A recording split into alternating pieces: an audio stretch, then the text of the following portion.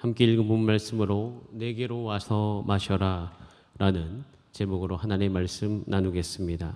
오늘 읽었던 38절에 이렇게 성경은 우리 가운데 약속하고 있습니다.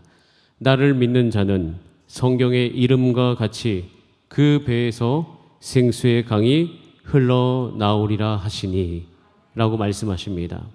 여기서 하나님께서 말씀하신 것은, 예수님께서 말씀하신 것은 예수님을 믿는 자는 성경의 이름과 같이, 따라하겠습니다. 성경의 이름과 같이, 성경에서 말씀하신 대로, 성경에서 말씀하신 그대로 이루어진다는 것인데, 그 이루어짐의 결과물이 무엇이냐면 그 배에서 생수의 강이 흘러나온다는 것입니다. 이것은 예수님의 배가 아니라 예수님을 믿는 사람들의 배를 일컫는 것이죠. 즉 저와 여러분들인 것입니다. 그래서 성경에 말씀하시기를 저와 여러분의 삶 가운데서 여러분의 삶의 모든 그 몸으로부터 하나님 생수의 강, 그 강이 흘러나와서 여러분이 사는 곳곳을 적시게 될 줄 믿습니다. 이것이 예수님께서 우리 가운데 주시는 약속이에요. 그래서 이것을 위해서 예수님께서 37절에 말씀하신 것은 누구든지 목마르거든 내게로 와서 마셔라 라고 이야기합니다. 그런데 아까 전에 이 이야기를 나누기 전에 생수의 강이 흘러나와서 온 지면을 적시는 것은 우리가 이제 에스겔서 47장에서도 보았지만 시편 1편 3절에서도 그 모습을 우리가 상상해 볼 수 있는 그림 언어처럼 한 가지 장면이 나옵니다. 우리 시편 1편 3절 말씀을 한번 같이 읽어보겠습니다. 시작. 그는 시냇가에 심은 나무가 철을 따라 열매를 맺으며 그 잎사귀가 마르지 아니함 같으니 그가 하는 모든 일이 다 형통하리로다. 아멘. 시냇가에 심은 나무가 철을 따라 열매를 맺고 그 잎사귀가 늘 생생한 것, 그것이 오늘 읽었던 예수님께서 그 배에서 생수의 강이 흘러나온 모습과도 같습니다. 이것을 위해서 예수님께서 초청하고 계신 것이 요한복음 7장 37절이에요. 자, 37절 말씀 한번 큰 목소리로 다 함께 읽습니다. 7장 37절입니다. 요한복음 시작. 명절 끝날 곧 큰 날에 예수께서 서서 외쳐 이르시되 누구든지 목마르거든 내게로 와서 마시라. 이 단어의 이 문장에서 참 은혜가 닿는 말씀은 누구든지입니다. 그 누구든지는 정말 여러분들의 이름으로 바꿔도 손색이 없을 단어이죠. 누구든지 와서 마시라는 거예요.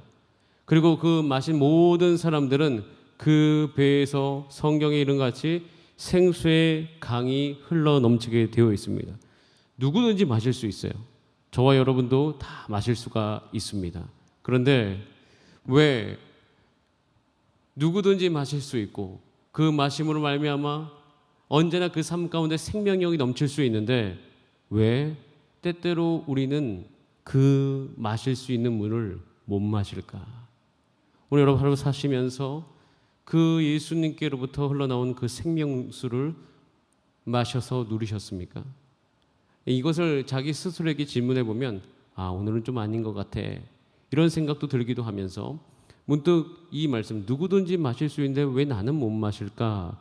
라는 생각이 문득 이 본문을 향해서 들기 시작했습니다. 왜 못 마실까요?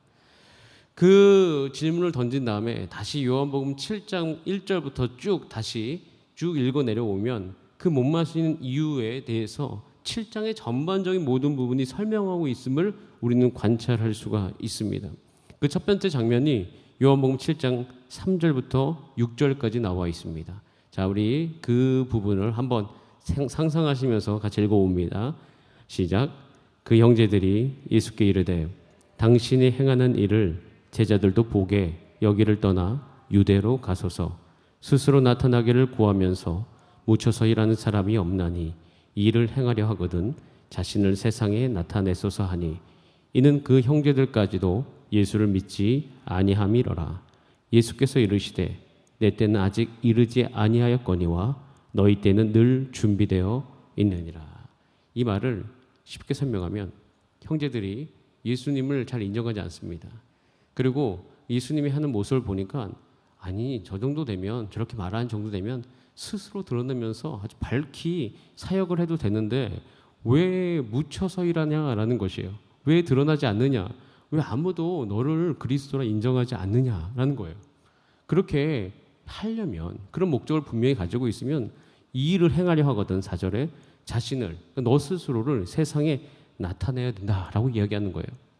이에 대해서 예수님께서 대답하시는 것이 6절인데 내 때는 아직 이르지 아니하였거니와 너희 때는 늘 준비되어 있다.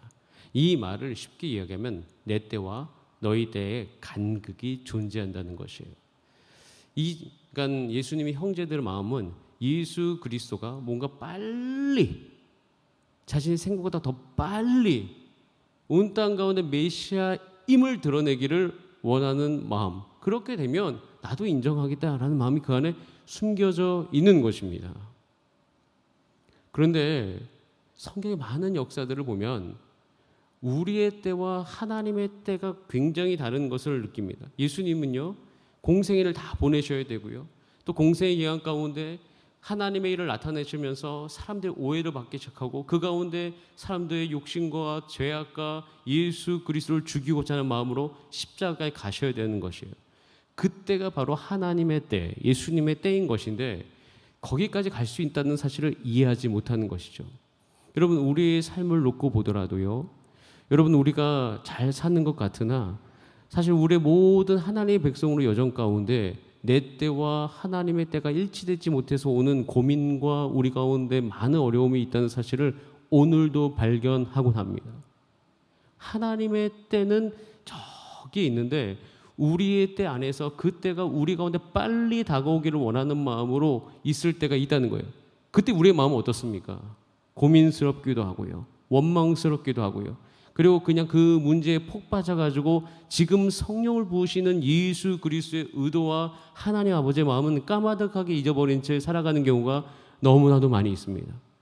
그렇기 때문에 하나님께서는 그렇게 기다리는 때, 그렇게 하나님의 때를 간절히 기다리면서 있는 그 사람 가운데 성령을 부으셔서 거기서 절제 열매와 기쁨과 희락의 열매가 그날에도 임하게 되기를 간절히 원하시는데 그것을 우리가 기다리지 못하는 거예요. 그리고 그런 것이 있는 줄도 모르고 하나님이 그런 순간에도 내가 기다리고 내가 어려운 순간에도 성령을 부으신다는 생각을 하지 못한 채, 성령으로 말미암아 우리를 온전히 오늘도 충만하게 할 수 있다는 기대를 하지 못한 채 그냥 그 시간들을 그냥 보내고 나니 예수님께서 누구든지 내게로 와서 마셔라, 내가 오늘도 너를 만족시켜 주겠다. 어떨 때도 너희가 그렇게 기다리는 그때에도, 너희가 기다리는 순간 속에서도, 오늘 하루 정말 하나님의 역사가 아무런 것이 일어나지 않는 그때에도 나는 너에게 성령을 부어서 오늘 하루 너를 만족시키고 너를 온전케 하고 너를 통하여서 나의 선하심과 의로움을 드러내기를 원하는데 우린 거기 관심이 없어요. 그냥 그때가, 내가 원하는 그때가 뭔가 하나님의 역사가 빨리 오늘로 당겨지길 원하는 마음으로 사실 오늘 부으시는 성령, 오늘 나를 온전케 생수의 강 가운데 풍성케 하시는 그것을 잊어버린 채 그냥 오늘 하루를 무기력하게 보내는 경우가 참 많이 있다는 것이에요. 여러분, 한번 상상해 보겠습니다. 물론 이것은 우리가 잘 알지 못하는 건데 무슨 상상이냐면 지금 여러분들이 간절히 기도하는 거 있잖아요. 여러분의 삶 가운데 꼭 이루어졌으면 좋겠다는 그 시점, 하나님이 여러분의 삶 가운데 개입하셔가지고 여러분 삶 가운데 실질적인 그 문제를 해결하시는 것, 그거 한 가지는 있지 않습니까? 근데 그것이 예를 들어서 일주일 뒤에 분명하게 이루어진다는 확신이 있으면, 물론 그런 건 없지만 있다면 오늘 하루 여러분 어떻게 보내실 수 있을까요? 그런데 성경에서 인도하는 진리는요, 우리로 하여금 어디까지도 인도하냐면 그것이 일주일 뒤에 이루어질지, 한 달 뒤에 이루어질지, 1년 뒤에 이루어질지, 아니면 정말 10년 뒤에 이루어질지 모름에도 불구하고 내가 오늘 하루를 하나님의 성령의 충만함 가운데 보낼 수 있는 그 진리 가운데까지로 인도하고 있다는 사실이에요. 여러분, 우리는 이 부분에 대해서 잘 알지 못하기 때문에 오늘도 부으시는 성령을 우리는 다 받아 누리지 못하고 지나가는 경우가 너무 많았습니다. 여러분, 이 이야기가 왜 사도 요한이 그렇게 이 요한복음 읽는 사람들 가운데 행하고 있냐면 사도 요한은 기다리는 사람이었어요. 예수님의 재림을 기다리는 사람이었어요. 사도 요한은 주변으로부터 참 많은 질문 받았어요. 예수님 언제 오십니까? 예수님 빨리 오셔야 됩니다. 예수님이 오셔야지만 우리가 느끼는 이 예수 믿는다고 오는 고통, 나를 예수 믿는다는 것으로 핍박받고 핍박하는 저 사람들을 심판하는 그때가 반드시 와야 되는데 그때는 왜 아직도 오지 않는 것입니까? 그때 요한은 이야기죠. 그때는 모르나 오늘도 너희에게 부으시는 주의 성령이 있고 그 성령이 너희 가운데 임하면 너희의 그 배에서 생수의 강이 흘러나올 수 있음을 이야기하고 있는 것이에요. 여러분, 우리가 지금 어떤 처지에 있는지, 여러분들이 어떤 처지에 있는지 물론 저는 다 모릅니다. 서로도 잘 모르겠죠. 근데 한 가지 아는 것은 여러분들이 어떤 처지에 있든 간에 지금 이 금요 찬양 예배로 나오셨고 이 자리에서 예수님과 만나고 계십니다. 그렇다면 그 처지와 상관없이 여러분은 오늘 주의 성령을 받아 누리며 그 성령의 생명력은 여러분의 사는 모든 삶의 자리까지도 이어질 수 있다는 그 사실입니다. 이것이 오늘 여기서 이야기하는 굉장히 중요한 진리 중에 하나예요. 출애굽기를 잠깐 보면요, 이 출애굽기 이 지점에서 이스라엘 백성들은 홍해를 건넜습니다. 건너면 이제 40년 동안 광야를 건너야 돼요. 그 40년을 걷는 중에도 오늘 이 이야기한 이 부분을 하나님께서 처음에 교훈하십니다. 출애굽기 15장 27절 말씀만 잠깐 읽어보고 제가 잠깐 짧게 요약을 해드리겠습니다. 출애굽기 15장 27절 시작. 그들이 엘림에 이르니 거기에 물샘 12과 종려나무 70그루가 있는지라 거기서 그들이 그물 곁에 장망을 지니라 라고 되어 있습니다. 이 엘림은요, 마라 사건이라고 하는 마라에서 떠나서 엘림에 이르는 그것을 이야기합니다. 마라에서는 어떤 일이 있었냐면 왜 너희 나에게 물 주지 않느냐라고 모세에게 따졌던 곳이에요. 물을 했는데 쓴물이 나왔잖아요. 그래가지고 그들이 그 이스라엘 백성들이 이제 폭발해 버리는 사건이 마라에 있었던 거예요. 근데 마라에서 엘림에 오니 여기 보면은 물샘 12과 종려나무 70그루가 있는 놀라운 오아시스가 여기를 기다리고 있었습니다. 마라에서 엘림은요 불과 11km밖에 되지 않습니다. 근데 그 엘림에 물샘 12개가 있었다는 것이에요. 그러니까 이스라엘 백성들은 그 11km를 기다리지 못하고 마라에서 불평물만 있는 그대로 다 쏟아냈어요. 그리고 거기서 그들이 누릴 수 있었던 하나님의 예비하심, 하나님이 우리를 위해 다 준비하고 계시고 있다는 그 사실을 감사하지 못한 채 그냥 11km를 걸어온 것이에요. 그리고 그것에서 얼마나 큰 우여곡절이 있었습니까? 모세에게 욕을 하고 모세는 그것에 대해서 하나님 앞에 나아가고 하나님께 방법 주셔가지고 물론 큰 은혜 가운데 넘어오긴 했지만 이스라엘 백성들은 엘림을 보지 못했고 또 정말 보지 못했던 것은 이 광야길을 걷는 동안 모든 것을 우리가 살도록 준비해 주신 하나님의 예비하심을 그들이 몰랐기 때문에 그들은 그 마라에서 불평불만을 했던 것입니다. 여러분, 오늘 우리 가운데 영적인 눈이 열리게 되기를 간절히 원합니다. 여러분이 어떤 인생을 사든지 간에 여러분의 그 인생의 미래에 하나님께서 엘림을 준비하고 계신 줄 믿습니다. 불과 얼마 되지 않아서, 물론 이 불과 얼마 되지 않는 것은 때로는 1년, 2년, 3년, 5년일 수도 있지만 분명한 사실은 저와 여러분을 위해서 하나님께서 엘림을 준비하고 기다리시는 줄 믿습니다. 그래서 저희는 오늘 집중해야 될 것은 우리를 인도하시는 하나님, 그 순간에도 성령으로 충만케 해주시는 그 하나님의 약속을 믿고 오늘도 간절히 기도해서 그것을 누리실 수 있는 저와 여러분 되기를 간절히 원합니다.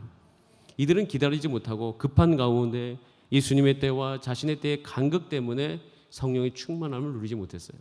또 두 번째 7장 15절에 두 번째 그 성령의 충만함을 누리지 못한 이유에 대해서 나와 있습니다. 같이 한번 읽어보겠습니다. 15절입니다. 시작. 유대인들이 놀랍게 여겨 이르되 이 사람은 배우지 아니하였거늘 어떻게 그를 아느냐라고 되어 있습니다. 이 사람은 예수님이죠. 유대인들이 놀랍게 여겼죠. 예수님에 대한 편견을 갖고 있습니다. 배우지 못한 사람. 예수님에 대한 무지. 요한복음을 읽어보면 유대인들 입장에서 자신이 갖고 있는 것이 정말 강하기 때문에 예수 그리스도를 몰라봅니다. 여러분, 우리도 마찬가지입니다. 우리가 가진 것이 너무 강하기 때문에, 우리의 경험이 너무나도 강하기 때문에 우리의 삶의 가운데 예수님께서 어떻게 다가오시는지 그 예수님을 몰라보는 경우가 참 많이 있습니다. 여러분, 예수님은 지금도 살아계셔서 오늘 여러분들이 기상하면서부터 이 자리에 오기까지 여러분과 늘 함께 계신 줄 믿습니다. 그 예수님께서 여러분 가운데 지금도 말씀하시는 줄 믿습니다. 돌이켜보면 예수님의 말씀을 내가 왜 그렇게 못 알아들었냐? 그것은 예수 그리스도에 대한 새로운 기대가 내게 없기 때문입니다. 여러분, 우리가 한 가지 오늘 이 시간 믿음 가운데 받아들여야 될 한 가지 사실은, 여러분, 사도 요한은 외칩니다. 너희가 아직 경험하지 못한 예수 그리스도의 은혜와 신비가 오늘도 여전히 남아있다. 내일 또 오늘 경험할 하나님의 은혜는 너희들이 이전에 경험한 것과 다른 놀라운 여러분들의 삶 가운데 새로움을 주는 하나님의 은혜이다 라고 이야기하고 있습니다. 여러분, 우리가 과거에 어떠한 것을 경험하든 간에 저와 여러분의 삶 가운데 오늘 예수님은 새로운 것으로, 더 좋은 것으로 주시는 분이신 줄 우리는 믿습니다. 여러분, 그래서 우리가 예배 나올 때 늘 설렐 수 있는 것은 이 진리 때문인 것이에요. 그런데 유대인들은 그런 설레임이 전혀 없어요. 그들이 너무 견고하고 너무 딱딱하게 이미 너무 오랜 기간 지나왔기 때문에 그들은 새로운 것에 대한 설렘이 전혀 없습니다. 여러분, 오늘 이 시간 함께 기도할 때 여러분들이 신앙생활을 10년 하셨든 간에 20년 하셨든 간에 아니면 우리 교회 연수만큼 44년, 내년에 45년을 하셨던 간에 상관없이 여러분 가운데 성령이 부으셔서 오늘도 설레이는 은혜가 있기를 원합니다. 여러분, 이것은 우리 가운데 대단한 은혜인 것이에요. 부부로 살면서 부부가 20년이 지나고 30년이 지났는데 서로 설레일 수 있다? 놀라운 행복이에요. 놀라운 은혜인 것이에요. 그것은 날마다 새롭게 하시는 하나님의 역사가 없이는 불가능한 것이에요. 우리가 왜 생수의 강을 오늘도 경험하지 못하는가? 우리는 이미 많은 오랜 시간 경험해왔기 때문에 오늘도 그저 그럴 거라고 예측하기 때문이에요. 이것이 유대인들이 예수님에 대한 태도였던 것입니다. 여러분, 그런데 결코 그렇지 않음을 이야기합니다. 그래서 사도 요한은 늘 설렘 가운데 오늘의 주실 은혜에 주목하기 시작하셨어요. 여러분, 이것이 저와 여러분 가운데 하나님을 향한 오늘 하루를 대하는 태도가 되기를 원합니다. 이것이 있어야지 우리는 성령의 충만한 은혜를 받을 수가 있는 것이에요. 그리고 오늘 그 뒤에 보면 15절 이후 22절부터 24절까지 한 가지 이야기가 옵니다. 논쟁이 나오는데요. 이 논쟁도 거기에 연장선입니다. 이게 모세가 너에게 할례를 행한 것, 근데 그 중에 어떤 논쟁을 하냐면 안식일에도 할례를 행한 것에 대한 논쟁을 하는데, 이 논쟁이 왜 있었냐면, 여러분 요한복음 쪽에 있다 보면 베데스다 연못에서 그 병자를 살렸을 때 그때가 무슨 날이었습니까? 안식일이었어요. 그래서 그 안식일 날 병자를 고친 것 때문에 굉장히 큰 논쟁을 겪었고, 예수님은 거기서 고소를 당하기 시작했어요. 네가 뭔데 안식일에 병자를 고치느냐라는 거예요. 근데 예수님께서 그것에 대해서 이렇게 얘기하는 거죠. 야, 모세도 그 할례를 행하는 것이 워낙 사람 몸에 좋기 때문에 할례는 태어난 지 어떻게 해요? 8일 안에 모든 것을 끝내야 되는데, 그 할례를 행한 날이 딱 주일에 걸리면 어떻게 해요? 그 주일날 할례를 해야 돼 말아야 돼요? 이 논쟁이 원래 과거에서부터 있었습니다. 그래서 그거에 대해서 약간 유권 해석하듯이 해석하기를 할례는 주일날 해도 된다라고 결론을 유대인들이 내렸어요. 이유는 한 가지예요. 그것이 몸을 이롭게 하기 때문에. 예수님께서 이야기하는 거죠. 몸을 이롭게 하기 위해서 그렇게 할례를 인정한 너희들이요, 나는 안식일에 38년 된 그 병자를 고쳤다. 그 모든 몸을 내가 온전케 해야 되는데 왜 너희들은 나로 하여금 그렇게 판단하느냐라고 이야기하면서 24절에 이렇게 이야기하죠. 외모로 판단하지 말고 공의롭게 판단하라. 그 공의는 뭐예요? 하나님의 생명력과 하나님의 은혜가 가득 차 있는 거죠. 여러분, 우리도 이 판단을 받아들이기를 원합니다. 이 판단은 뭐냐면 공의로 말미암아 우리의 삶이 가득 차는 것이에요. 하나님의 사랑으로 내 삶이 가득 차는 것이에요. 영혼들을 향한 사랑의 마음으로 내 마음이 가득 차는 것이에요. 여러분, 이것이 우리가 받아 누려야 될 태도요, 우리의 시각이 되어야 됨을 예수님께서 말씀하십니다. 이 유대인의 시각을 가운데 꽉 사로잡혀 있으면 성령을 경험할 수 없는 것이에요. 여러분, 저와 여러분 오늘도 주의 성령을 받아 누리기를 원하십니까?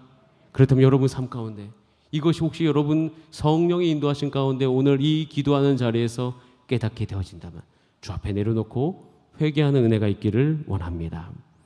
자, 그 다음에 이제 세 번째 이유가 나오는데 이것은 짧게 요약해서 설명해 드리겠습니다. 26절부터 36절에 걸쳐 가지고 나와 있는 것인데 이것은 뭐냐면 영적인 무지예요.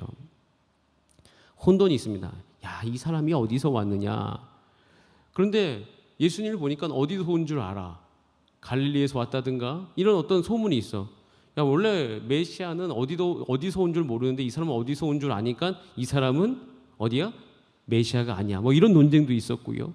그리고 또 한 무리 중에는 31절에 야, 예수님을 믿고 말하되 그리스도께서 오실지라도, 그러니까 메시아가 이 사람이 아니라 또 오실지라도 어떻게 이보다 행하는 표적이 더 많을 수가 있겠느냐 하면서 예수님에 대한 긍정적인 이야기를 해요. 그러니까 예수님에 대한 긍정적인 이야기, 부정적인 이야기가 그때 온통 그 사회 안에 가득 차 있음을 이야기하고 있습니다. 여러분, 지금도 마찬가지죠. 지금도 예수님에 대한 이야기가 여러분 귀에 들립니다. 이때보다, 이 요한의 때보다 훨씬 더 크게 들립니다. 예수님에 대한 부정적인 소리, 이것이 또 다른 변형이 있어서 교회에 대한 부정적인 소리로 우리의 귀에 들리고 있습니다. 그리고 그 예수 그리스도에 대한 긍정적인 이야기가 우리 가운데 들리고 있습니다. 여러분, 이 두 가지가 들릴 때 이 좌우로 시속게임 하듯이 왔다 갔다 하면 성령 충만을 받을 수가 없어요. 그 배에서부터 생수의 강이 흘러나올 수 없어요. 이때 분명히 우리 가운데 새로운 태도를 한 가지 가져야 되는데 여러분, 말씀을 믿는 믿음으로 말미암아 선택하시길 바랍니다. 성경의 말씀을 믿는 믿음으로 선택을 하셔야 돼요. 예수는 그리스도다. 어떻게 예수 메시아가 다시 온다고 한들 예수님이 행하시는 그 표적보다 더 많을 수가 있겠느냐라고 이야기하면서 예수 그리스도에 대한 올바른 선택을 할 것에 대해서 이야기하고 있습니다. 여러분, 오늘 하루를 살아가는 저와 여러분의 태도가 예수님에 대한 온전한 믿음의 태도를 늘 견인하시는 저와 여러분 되기를 간절히 원합니다. 여러분, 우리가 성령의 충만을 받지 못하는 것은 급해서입니다. 또는 편견으로 인해서예요. 또는 우리가 선택하지 못하는 이유로 말미암아 우리가 그 예수님께서 누구든지 와서 마셔라 라고 이야기하는 그 하나님의 풍성함을 누리지 못하는 것입니다. 그러면서 어떻게 되어져요? 스스로 성령을 소멸하고 있습니다. 여러분, 오늘 우리는 한 가지 문제에 봉착하고 있습니다. 우리 삶에서 스스로 성령을 소멸하는 태도예요. 예수님께서는 오늘도 성령 우리 가운데 부어 주시기를 원하십니다. 여러분이 원하시는 것보다 예수님이 훨씬 더 크게 원하십니다. 저는 과거에 성령 주세요, 성령 주세요. 그럼 예수님이 꼭 안 주시는 것처럼 막 그렇게 막 매달린 적이 있어요. 막 받고 나면은 드디어 그 어려움을 받아냈다. 그러면서 꼭 예수님께서 성령 주시는 게 인색하는 것 같은 그런 느낌이 든 적이 있지만 결코 그것이 아닌 거예요. 내가 왜 성령의 충만함과 성령의 그 풍성함을 누리지 못했는가? 아까 이야기했던 그런 태도가 우리 삶 안에 유지되어 가면 우리는 성령의 충만한 은혜를 받을 수가 없습니다. 마침 우리는 지금 에스겔서를 묵상하고 있습니다. 에스겔서의 후반부는 성전의 모습에 대해서 나와 있습니다. 그리고 예배 회복의 모습이 나와 있고, 그리고 47장과 48장에 걸쳐서 그 생수의 강이, 그러니까 성령의 충만한 은혜가 성소로부터 흘러나와서 온 땅을 적시는 환상이 있고, 그 48장에 결국에는 에스겔의 가장 큰 주제는 여호와 삼마, 그곳에 계신 하나님에 대한 선포로 에스겔이 마무리하고 있는 것을 볼 수가 있습니다. 그 중에 우리가 잠깐 에스겔서 너무나 유명한 47장 2절부터 5절까지 말씀을 한번 같이 읽어보겠습니다. 시작. 그가 또 나를 데리고 북문으로 나가서 바깥길로 꺾여 동쪽을 향한 바깥문에 이르시기로 본즉 물이 그 오른쪽에서 스며 나와. 잠깐 거기 2절 머물러 주세요. 2절에서 가장 주의 깊게 봐야 될 단어는 스며 나오더라예요. 스며서 나오고 있습니다. 여러분 한번 생각해 보세요. 스며 나오는 것이 상식적으로 어떤 모습입니까? 큰 거예요? 작은 거예요? 여러분 한번 생각해 보시기 바라고. 자, 3절 보겠습니다. 3절 시작.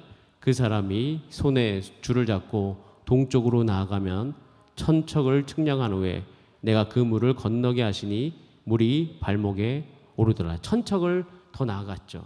천척이면 한 50cm 곱하기 천척하면 어느 정도 나올 겁니다. 사람의 물론 팔의 길이에 따라 좀 다르지만 그 정도로 나아갔더니 물이 발목에 이르렀어요. 스며 나온 그 물이 어떻게 돼요? 멀리 가니까 더 깊어졌어요. 이게 원래 보통 시내가 흐르는 거하고 좀 다르지 않습니까? 네, 좀 그런 부분들이 좀 있는데 아무튼 자, 그 다음 절 4절 보겠습니다. 시작.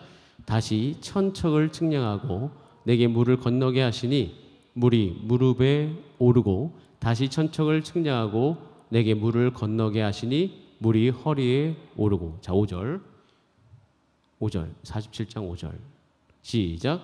다시 천척을 측량하시니 물이 내가 건너지 못할 강이 된지라.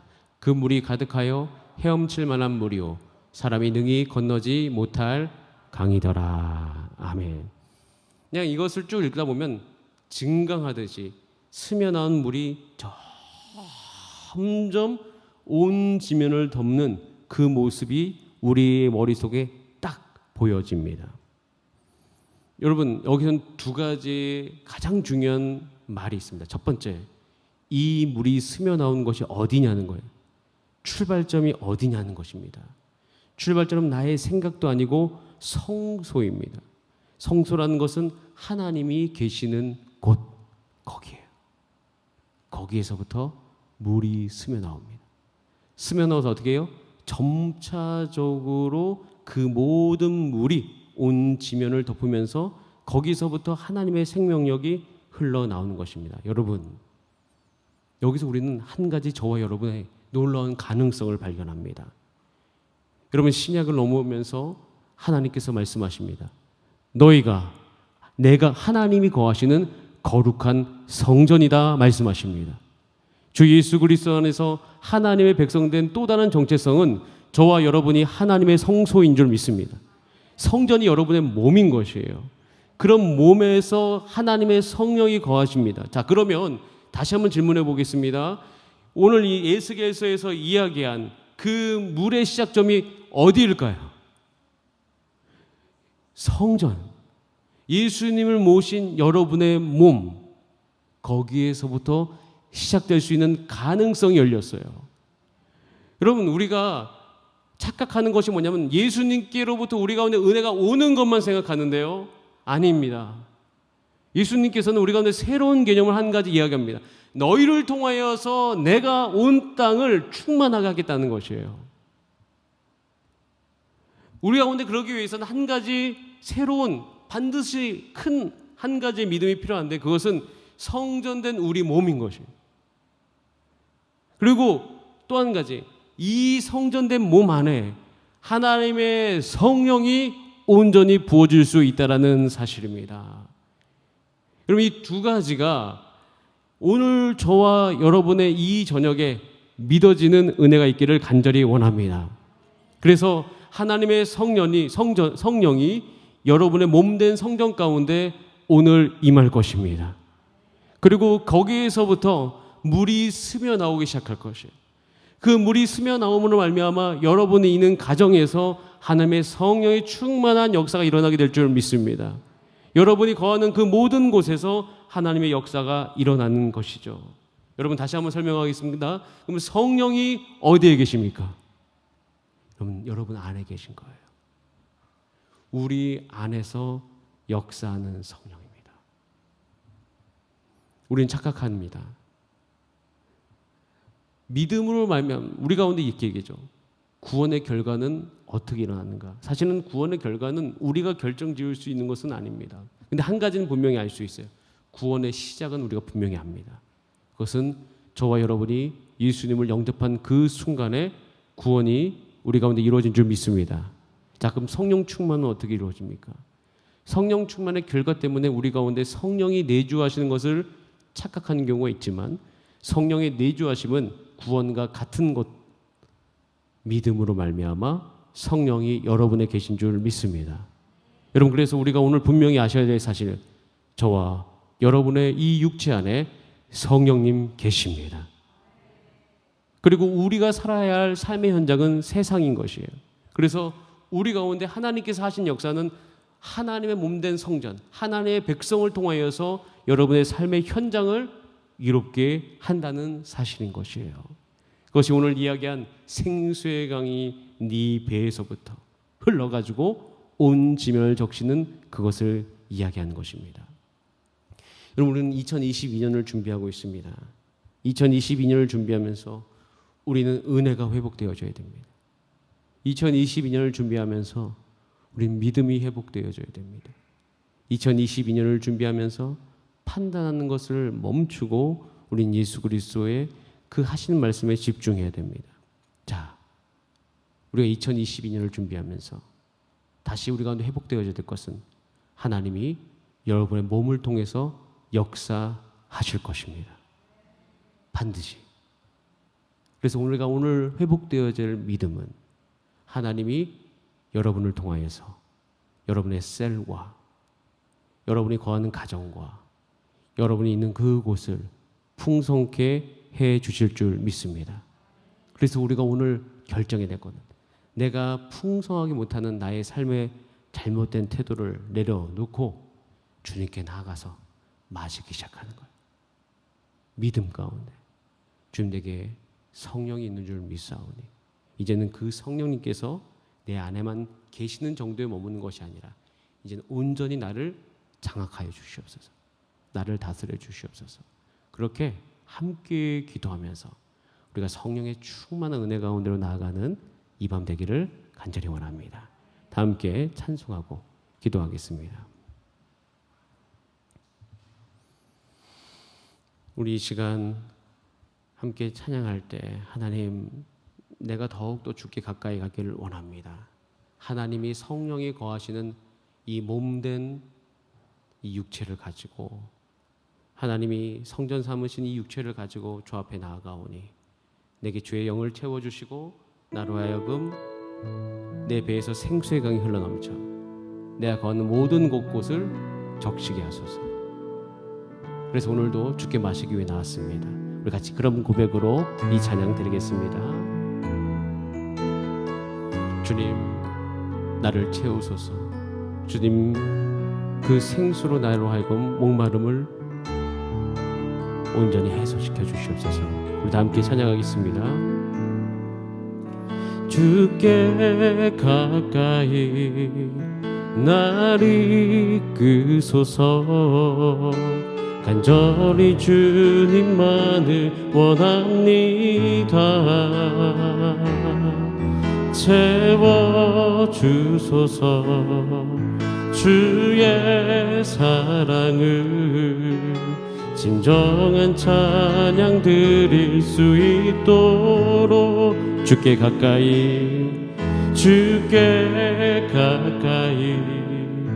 날 이끄소서. 간절히 주님만을 원합니다. 채워주소서. 주의 사랑을 진정한 찬양 드릴 수 있도록 목마른 나의 영혼 주를 부르니 나의 맘 만져 주소서. 주님만을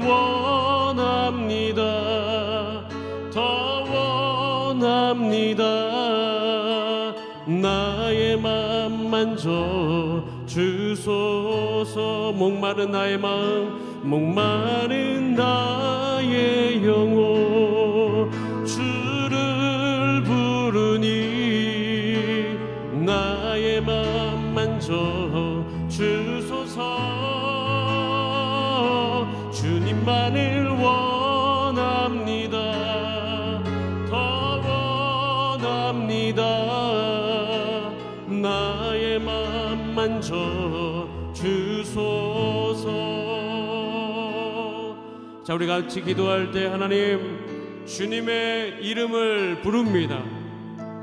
살아계신 주님의 이름을 부르며 이 시간 주 앞에 두 손 들고 나아가오니 우리를 채우소서. 우리 가운데 있는 주의 성령 아버지, 우리 가운데 불일들이 일어나게 하여 주시고 우리의 삶 가운데 삶의 곳곳마다 생수의 강이 흘러가게 하여 주시옵소서. 하나님 또한 기도하오니 하나님 수능 준비하는 모든 수험생 가운데 주의 영을 부어주시고 그들이 공부도 열심히 할 뿐만 아니라 예수 그리스도를 알도록 주께서 역사하여 주시옵소서. 우리 다 함께 주여 한번 부르신 다음에 합심으로 주 앞에 기도하시겠습니다. 주여